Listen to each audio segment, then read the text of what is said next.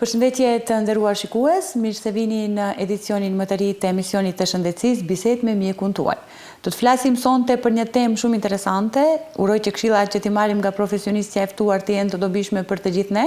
Do të flasim për një temë që nuk kemi folur më herët, nuk e kemi trajtuar, ka të bëjë me aspektin apo me pjesën e transfuziologjisë. Do të diskutojmë për dhurimin e gjakut, për transfuzionin e gjakut e kështu me radhë, do të kuptojmë se çfarë në fakt paraqet, cilët janë kushtet që duhet plotësuar dhuruesi i gjakut dhe do flasim për gjëra të cilët besoj që juve do t'ju interesojnë në lidhje me këtë drejtim.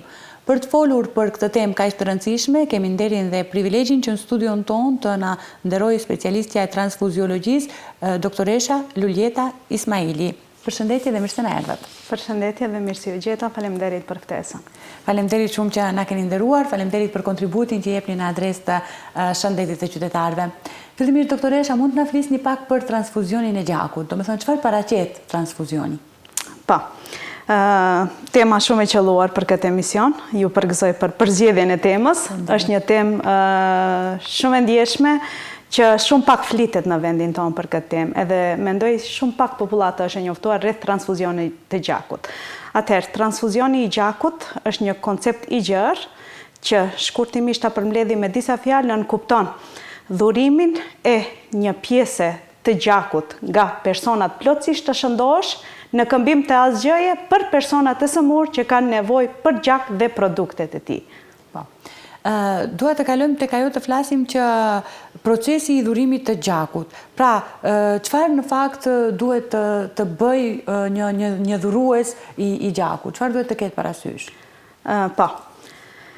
Pikërisht dhuruesit e gjakut fillimisht duhet t'i përmendim kush mund të jetë dhuruesi i gjakut. Për të dhuruar gjak, një person duhet të jetë plotësisht i shëndosh, domethënë kushti i parë. Duhet të jetë plotësisht i shëndosh dhe të ekzistojë tek ai person dëshira dhe vullneti për të ndihmuar dikën. Domethënë ndjenja e humanizmit dhe altruizmit duhet të ekzistojë tek ai person. Dhurimi i gjakut është një proces aq sa i komplikuar, por edhe i thjeshtë në aspektin tonë. Njerëzit ose popullata nuk janë të informuar plotësisht për procesin e dhurimit të gjakut. Domethënë, një person me shëndet të plot, që i përfshin disa atribute, siç është mosha adekuate, domethënë personat nga mosha 18 vjeç deri në moshën 65 vjeçare, personat me histori të mirë shëndetësore, domethënë që nuk kanë probleme shëndetësore, që kanë peshë trupore mbi 50 kg, që nuk marrin medikamente që mund ta bëjnë ndalesën e dhurimit të gjakut, mund të dhurojnë gjak. Fillimisht, këto persona duhet të jenë të informuar. Tani e kanë rastin që të informohen rreth procesit të dhurimit të gjakut. Ditën kur planifikojnë të vinë të dhurojnë gjak në shërbimin e transfuzionit, këto persona duhet të jenë mirë të pushuar, të hidruar mirë, domethënë të kenë marrë sasi të mjaftueshme të lëngjeve dhe të kenë ngrënë ushqim të lehtë. Pastaj, kur vinë në shërbimin tonë, merren të dhënat personale të dhuruesit të gjakut, domethënë regjistrohet dhuruesi i gjakut, hapet kartoni i dhurimit të gjakut. Nga ana tjetër, dhuruesi i gjakut plotson një pyetësor ose formular me disa pyetje të cilat mund na japin leje do vazhdojmë më tutje me procesin e dhurimit të gjakut ose jo. Me nënshkrim dhe miratim të dhuruesit vazhdon procedura. Pastaj duhet të bëhet një kontroll i shkurtër mjekësor nga ana e mjekut transfuziolog, ku bëhet një anamnezë e shkurtër ndaj dhuruesit, domethënë merren disa pyetje se si ndihet me shëndet, a ka pas probleme shëndetësore kohëve të fundit, a përdor terapi kronike diçka, a ka histori në të kaluarën për sëmundje infektive ose për sëmundje të rënda malinje e kështu me radhë. Nëse ka pasur ndonjë operacion ose lëndim kohëve të fundit, nëse ka pas intervenim në organizmin e tij ku ka kontakt direkt me gjakun e personit, domethënë operacione, piercing, tatuazhe të ndryshme e kështu me radhë. Këto janë pyetje shumë me interes për neve. Gjithashtu edhe ekstraksionet ose nxjerrjet e dhëmbëve janë shumë të rëndësishme në procesin e dhurimit të gjakut, pasi që bie ambienti i jashtëm në kontakt direkt me gjakun e personit. Nëse ky dhurues i gjakut nuk ka pasur diçka nga këto që i përmendëm, atëherë shkohet më tutje. Bëhet kontroll i shkurtër mjekësor ose ekzaminim mjekësor, ku bëhet matja e shenjave vitale nga ana e mjekut, shtypja e gjakut, bëhet matja e nivelit të hemoglobinës në gjak. Kjo është shumë e rëndësishme, pasi që për t'i dhuru gjak dikujt tjetër, duhet të kesh mjaftueshëm në organizmin tënd gjak. Jo gjak si sasi, po edhe cilësor të jetë ky gjak.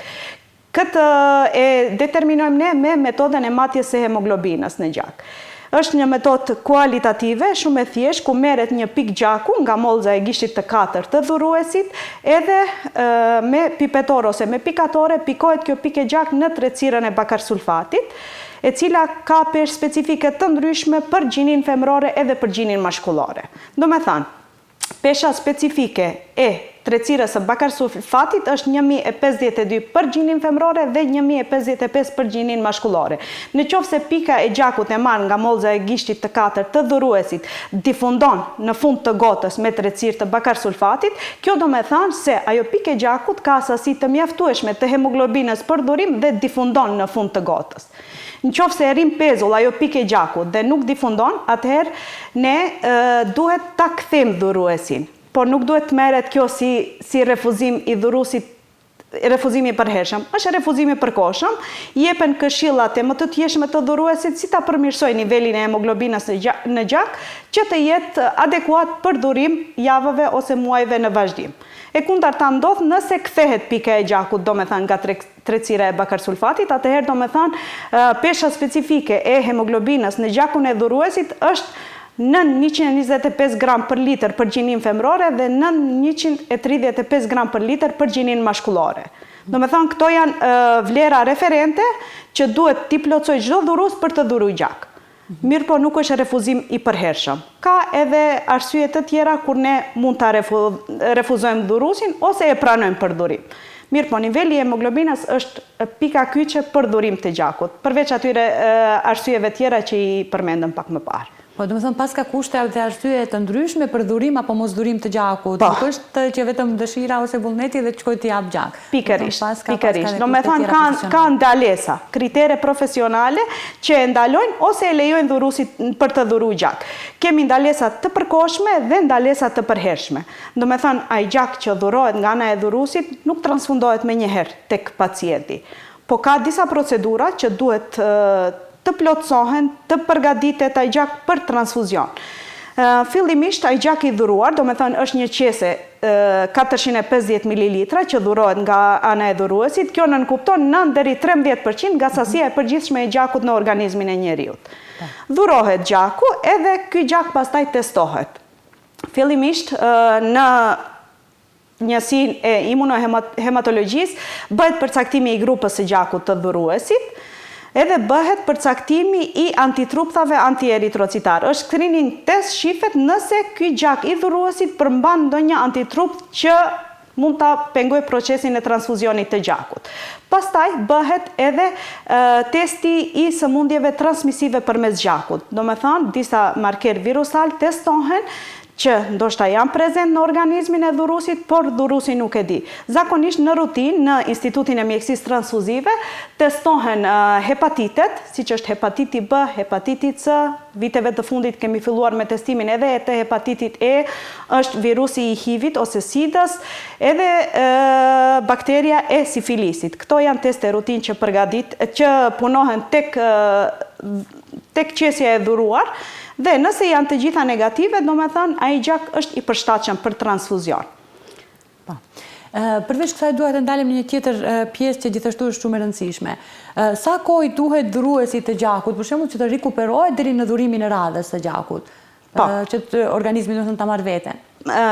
Pikërisht, kemi këtu dallim për gjinin femërore edhe për gjinin mashkullore. Në këtë rast ne femrat jemi pak më të privilegjuara, kemi të drejtë të dhurojmë çdo 4 muaj.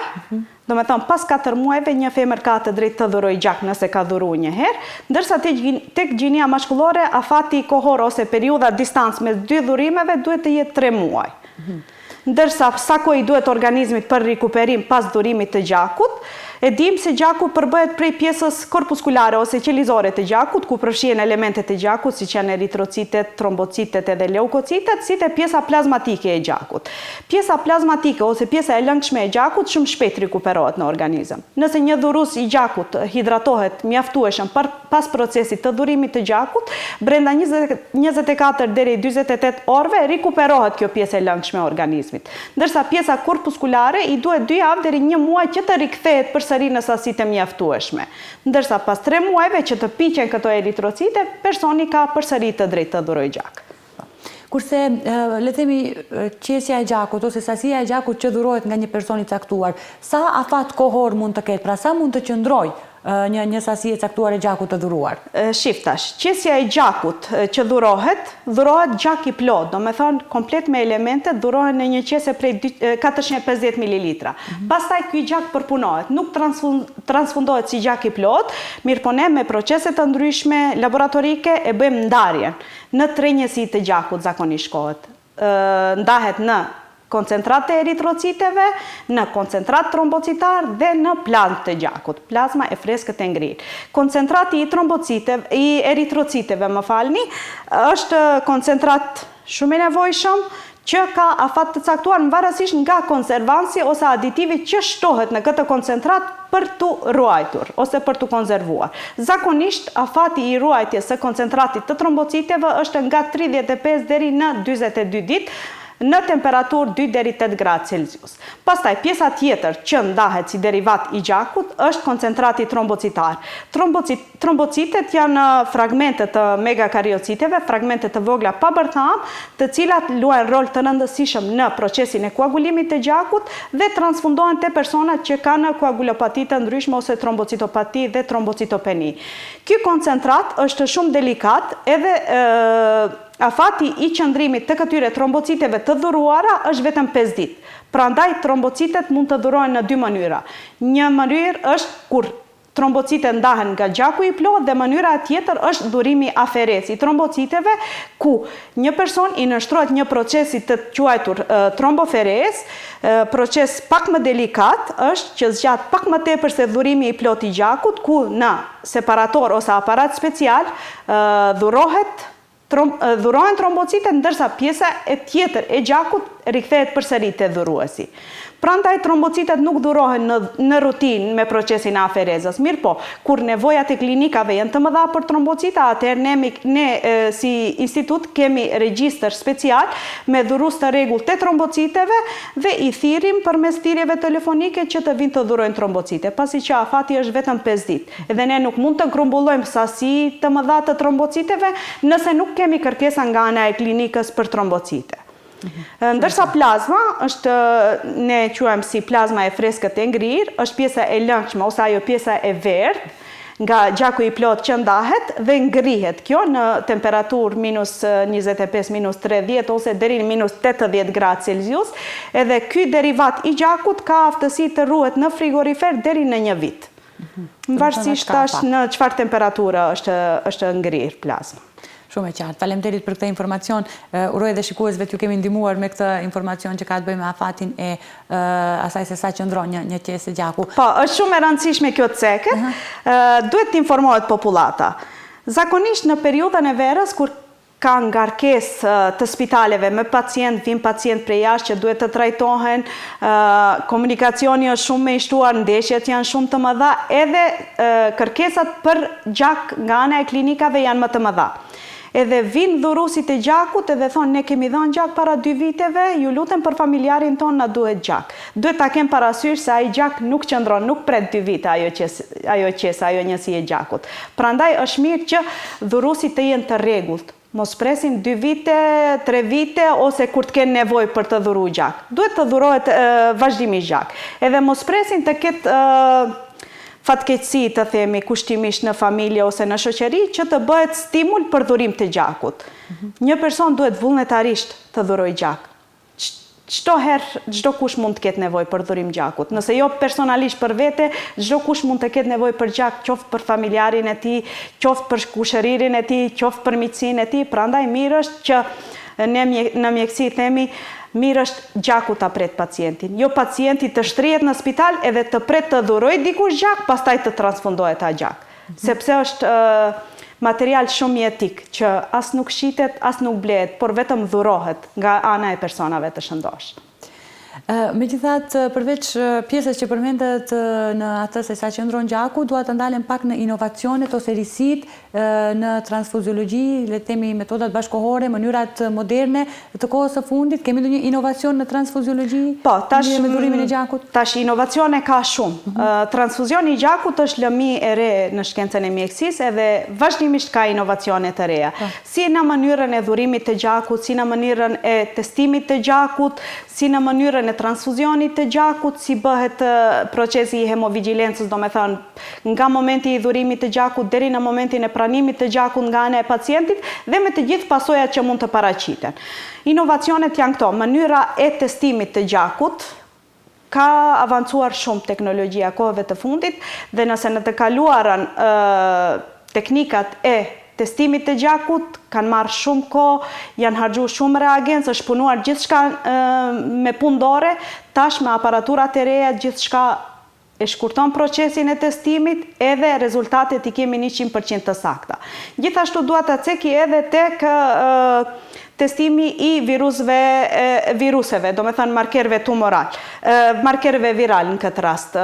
Në të kaluarën duheshte nëse një person bartë në veten e tij një virus të caktuar që mund të transmetohet përmes gjakut, për të paraqit pjesa e antitrupthave në gjakun e dhurusit edhe të detektohen me aparaturat tona, duheshte një periudhë 6 mujore të shkojë.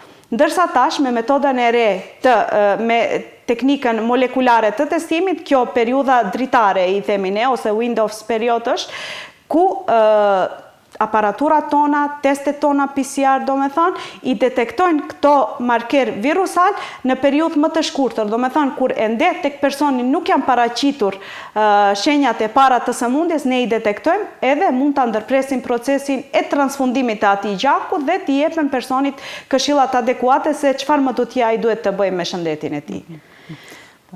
Inovacione tjera, do me thonë në të kaluarën, nëse dhurimi i gjakut është dhuruar në përshishe të xhamit, është bërë deplazmimi ose ndarje e elementeve qelizore me metoda me dorë edhe rreziku për kontaminim nga bakterie dhe viruse të ndryshme ka qenë më i mundshëm, kohëve të fundit gjithçka bëhet në sistem të mbyllur, do me thënë rrezik për infekcion tek dhurusi i gjakut nuk ekziston. Është sistem komplet i mbyllur, do me thënë, bëhet vetëm dezinfektimi i pjesës kubitale, shpohet vena kubitale dhe ai gjak që është futur brenda në qese është në sistem të mbyllur, pastaj vazhdon procesi i ndarjes e elementeve qelizore. Nuk ka mundësi të kontaminohet as gjaku që është dhuruar, po as dhurusi që ka dhuruar atë gjak. Përmendet doktoreshu pak më herët që duhet dhuruar gjak në mënyra vullnetare. Të flasim pak për atë se si është dhe sa është vetdia e qytetarëve tanë për dhurim gjaku. Vazhdimisht duhet të dhurohet gjak, po, këtë cekim edhe vazhdimisht duhet të cekim, duhet të dhurohet gjak. Vetdia e qytetarëve në vendin tonë relativisht e ulët është, fatkeqësisht duhet ta themi këtë. Spitalet gjithmonë kanë nevojë për gjak. Do me thënë pacient ka non-stop. Me përparimin e teknologjisë, me përparimin e metodave të reja kirurgjikale, do me thënë, shtojnë edhe numri i operacioneve. Për çdo operacion gjithmonë ka nevojë për gjak të ketë prezent. Komunikacioni i shtuar e rrit rrezikun për aksidente që po ashtu kanë nevojë për gjak. Prandaj ju kisha lut juve si mediume, edhe unë personalisht do të flas për këtë aspekt si të motivohen dhurusit e gjakut. Edhe pse ne si institucion i kemi metodat tona për motivim të dhurusve të gjakut, përsëri nuk është vonë asnjëherë të motivohen edhe më shumë dhurus. Do me thonë çdo kush duhet të jetë shembull personal për dikën tjetër. Nëse ti, Ariana, ke dhuru gjak, ti duhet të jesh shembull edhe për persona tjerë që të dhurojnë gjak. Jo vetëm një herë ke dhuru gjak edhe mbaroj me kaq, jo, nuk mbaron me kaq. Nëse ti nuk ke mundësi më tutje të vazhdoj të dhurosh gjak, ti duhet të jesh shembull, të informojsh popullatën, rrethin tënd, miqsinë tënde, shoqërinë tënde se është një proces shumë i sigurt, shumë i lehtë, pa dhimbje, që zgjat komplet procesi i dhurimit të gjakut diku 20 deri 30 minuta dhe mund të shpëtoj 3 jetë. Pse 3 jetë? E cekëm se ndahen trombocitet, eritrocitet edhe plazma e gjakut. Duhet ta cekim programin e Institutit të Mjekësisë së Transfuzionit. Në çdo qytet në vendin tonë ekzistojnë shërbimet ose qendrat e transfuzionit të gjakut ku dhurohet gjak çdo ditë. Mirë po, përveç dhurimit stacionar në përshërbimet e transfuzionit, ne kemi të organizuara edhe aksione vullnetare të dhurimit të gjakut në për terene.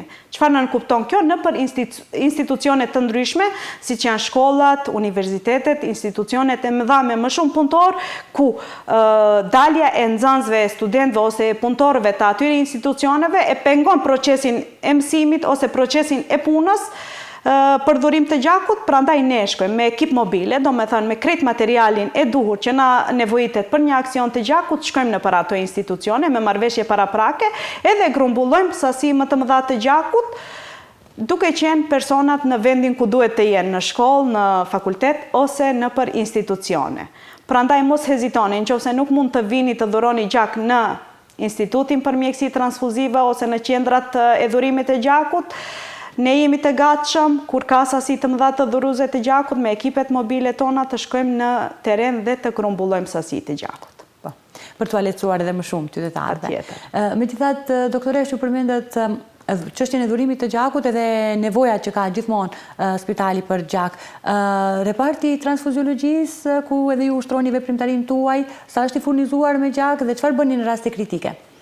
Deri në këtë vit, Instituti i Mjekësisë Transfuzive i ka plotësuar nevojat e klinikave dhe reparteve tjera për me gjak. Do me thënë, ne nuk funksionojmë si repart. Në vendin tonë ku punojmë ne, nuk kemi pacient stacionar ku aty do të pranojnë gjakun. Ne jemi në shërbim të reparteve dhe klinikave. Do me thënë, pacientët janë të shtrirë në për spitale dhe në për klinika, dhe klinikat e bëjnë kërkesën tek ne për gjak. Ne zakonisht i plotësojmë nevojat për dhurim të gjakut. Do me thënë, në vendin tonë, gati 100% e dhurimit të gjakut është vullnetar. Nuk ka dhurim të paguar. Do me thënë, do të paguaj që të dhurosh gjak se filan pacienti i duhet gjak. Jo, të ne dhurohet vullnetarisht gjak në këmbim të asgjeje, përveç rasteve të ralla, kur ka pacient me grupe të ralla të gjakut, që nuk i përshtatet dhurimi i personave anonim që kanë dhuru gjak, atëherë detyrohen ndonjëherë që të dhurojmë familjarët ose miqësia e personi që ka nevojë për gjak. Megjithatë, ne përmendëm pak më herët metodat bashkohore ose moderne. Të ndalemi pak tek roli që ka në fakt transfuzioni i gjakut në mjekësinë moderne. Transfuzioni i gjakut është proces jetik për shpëtimin e jetës. Në çdo klinik ose në çdo repart është i nevojshëm transfuzioni i gjakut. Qoftë në sëmundjet e brendshme, ku personat me anemi të theksuar kanë nevojë për transfuzion të koncentratit të eritrociteve. Personat me koagulopati ose personat që gjakosin kanë nevojë gjithmonë për transfuzion të plazmës.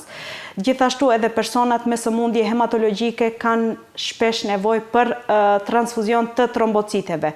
Andaj, ne mundohemi që sa më shumë ti përshtatemi nevojave të klinikave dhe të reparteve me metodat tona inovative që ta shkurtojmë atë kohën Windows periodin ose periudhën dritare, që sa më shpejt të testohet gjaku edhe mos ta pret pacienti gjakun, siç tham.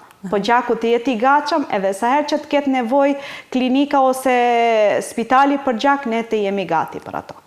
Në fakt, përmendëm kushtet për dhurimin e gjakut, po si përcaktohet nëse një pacient ka nevojë për transfuzion të gjakut? Tash, përcaktimin ose vlerësimin për nevojë të transfuzionit të gjakut e bëjnë specialistët që punojnë nëpër klinika. Do me thënë, bëhet vlerësimi i gjendjes së përgjithshme shëndetësore të pacientit dhe personat që kanë nevojë, varësisht për cilin derivat të gjakut kanë nevojë, e bëjnë kërkesën të ne. Zakonisht, për personat që kanë nevojë për transfuzion të eritrociteve, duhet ta kemi parasysh, janë kategoritë të caktuara, pacient me anemi të theksuara, ku kanë nivelin e hemoglobinës, nivelin e eritrociteve shumë të ulët. Pastaj, gratë shtatzana janë kategori shumë e ndjeshme të cilat zakonisht kanë nevojë për transfuzion të gjakut. Në akusheri, gjatë procesit të lindjes, e dim se rreziku për gjakderdhje është shumë i madh, edhe duhet të jemi të gatshëm me eritrocite për këtë kategori shumë të ndjeshme. Operacionet e ndryshme gjithashtu kanë nevojë shumë për gjak, edhe ne jemi aty gjithmonë. Do me thënë, vlerësimin e bëjnë mjekët e klinikës, nuk e bëjmë ne. Ne vetëm i shohim parametrat edhe kërkesa a përshtatet për transfuzion të gjakut. ndërsa vlerësimin e bën komplet dikush tjetër. Ne faktikisht transfuziologët jemi mjek të privilegjuar në këtë rast. Ne kemi të bëjmë ma tepër me pjesën e shëndosh të popullatës, me dhurusit e gjakut. Ne kontaktin direkt me pacient gjatë procesit të dhurimit të gjakut nuk e kemi, e kanë mjekët e klinikës. Ato e bëjnë kërkesën tek ne, ndërsa ne e marrim gjakun nga personat të shëndosh. Prandaj them, jemi me fat. Jemi mjek, por punojmë me personat të shëndosh në këtë rast. Megjithatë, mund të ketë dhe cilët mund të jenë disa nga rreziqet që mund të paraqiten gjatë transfuzionit të gjakut. Shif, rreziqet e keni fjalën për dhurusin e gjakut ose për pacientin. Për dhurusin e gjakut, rreziku është minimal. Ka vetëm disa elemente të vogla që duhet t'i kemi parasysh. Për dhurusin e gjakut, rreziku ekziston nga shpimi me gjilpër. Nëse dikush e llogarit rrezik shpimin me gjilpër, atëherë s'di çfarë them. Rreziku është minimal, do me thënë shpohet si një pickim i vogël, që zgjat disa sekonda. Tek personat që dhurojnë për herë të parë gjak, duhet ta kemi parasysh ajo ndjenja e frikës mund të paraqet te ky person reaksione vazovagale, ju themi ne. Mund të ketë për momentin marramendje, mund të ketë zbehje, djersitje, rrallë ndodh humbje të përkohshme të vetdijes, të ketë dhurusi i gjakut, mirë po ekipi i transfuzionit të gjakut gjithmonë është aty. Gjatë gjithë kohës të dhurimit të gjakut, ne jemi në mbikëqyrje të dhurusit të gjakut dhe i tejkalojmë me shumë sukses këto rreziqe që mund të ndodhin. Mirë po rrezik të madh për humbje të jetës nuk ka. Mund të ndodhin vetëm reaksionet vazovagale të lehta me këto shenja që i përmenda paraprakisht. Megjithatë, doktoresh, si ja bëni me personat të cilët kanë grupe të rralla të gjakut? Pra si trajtoni këto persona me grupe të rralla të gjakut? Cilat mund të jenë grupet më të rralla fillimisht? Fillimisht tash duhet t'i cekim grupet e gjakut. Në popullat njihen 4 grupe të gjakut. Është grupi A, grupi B, grupi AB dhe grupi 0 i gjakut. Pastaj kemi RH faktorin që i ndan këto grupe në pozitiv dhe negativ, RH pozitive dhe RH negativ. Mirë po, përveç këtyre 8 grupeve, në imunohematologji ekzistojnë edhe shumë grupe të tjera të gjakut, të cilat me metoda adekuate molekulare ne bëjmë përcaktimin, kur nuk mund të përcaktohet me metodat rutin grupi i gjakut. Edhe zakonisht kur kemi dhurus me grupe të rralla të gjakut, këto i kemi si rezerva të arta.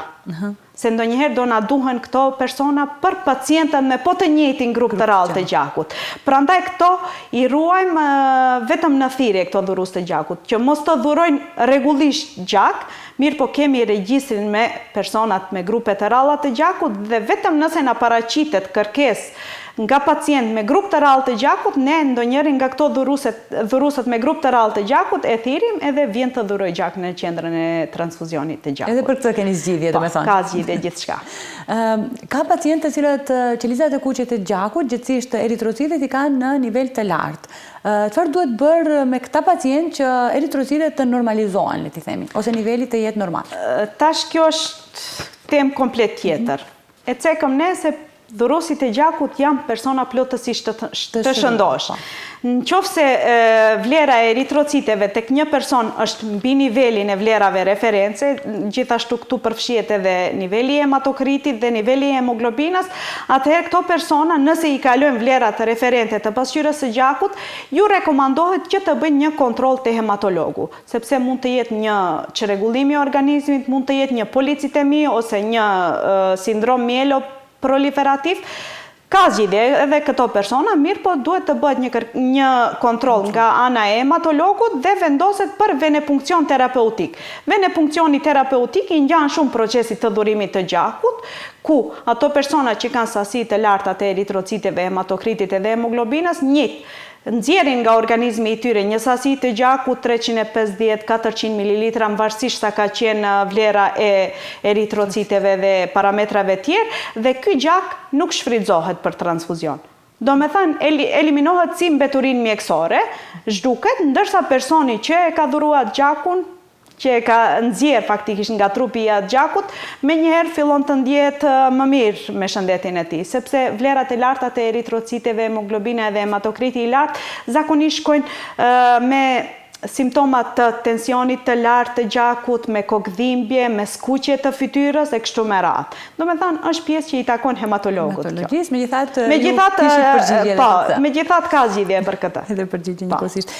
Cili grupi gjakut është më i nevojshëm që kërkohet më shumë, le të themi, apo varësisht prej? Tash më i nevojshëm. Nuk ka grup gjakut që nuk është i nevojshëm.